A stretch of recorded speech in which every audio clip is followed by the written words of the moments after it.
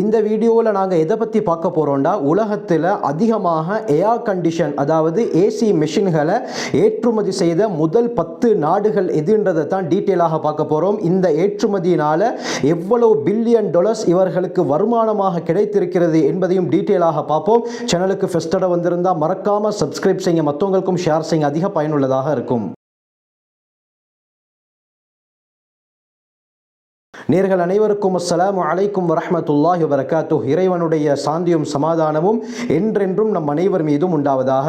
இந்த காலத்தில் அத்தியாவசிய பொருட்களில் ஒன்றாக ஏர் கண்டிஷனும் மாறிவிட்டது. சூடான பகுதிகளில் இந்த ஏசி இல்லாமல் வாழ்வது மிகவும் கடினமான ஒரு காலத்தில் தான் நாங்கள் இருக்கிறோம்.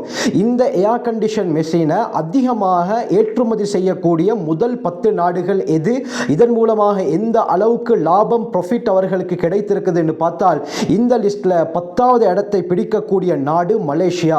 இந்த மலேசியா இந்த ஏர் கண்டிஷன் மெஷினை ஏற்றுமதி செய்ததின் காரணமாக 1.37 பில்லியன் அமெரிக்கன் டாலர் வருமானமாக ஈட்டிருக்கிறது. இந்த லிஸ்ட்ல 9வது இடத்தை பிடிக்கக்கூடிய நாடு சவுத் கொரியா.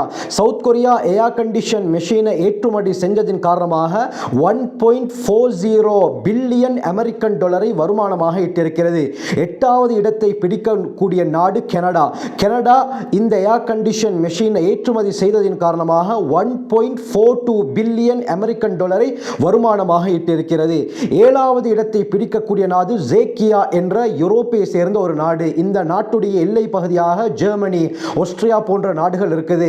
இந்த நாட்டில் ஏர் கண்டிஷனை வேறு நாடுகளுக்கு ஏற்றுமதி செய்ததின் காரணமாக 1.65 பில்லியன் அமெரிக்கன் டாலரை வருமானமாக ஈட்டிருக்கிறது. 6வது இடத்தை பிடிக்கக்கூடிய நாடு ஜெர்மனி. ஜெர்மனி ஏர் கண்டிஷன் மெஷினை ஏற்றுமதி செய்ததின் காரணமாக 1.98 பில்லியன் அமெரிக்கன் டாலர் ப்ராஃபிட்டாக ஈட்டிருக்கிறது. 5வது இடத்தை பிடிக்கக்கூடிய நாடு இத்தாலி.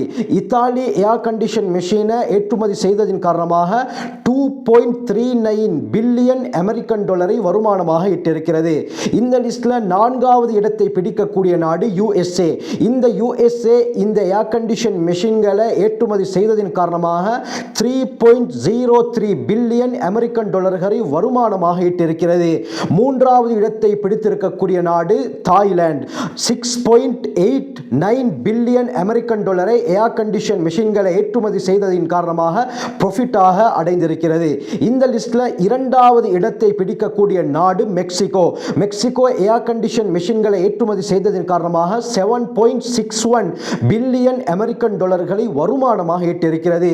இந்த லிஸ்ட்ல 1வது இடத்தை பிடிக்கக்கூடிய நாடு, அதாவது உலகத்தில் அதிகமாக ஏர் கண்டிஷன் மெஷின்களை ஏற்றுமதி செய்து அதிக ப்ராஃபிட்டை பெற்ற நாடு எது என்று பார்த்தால் சைனா.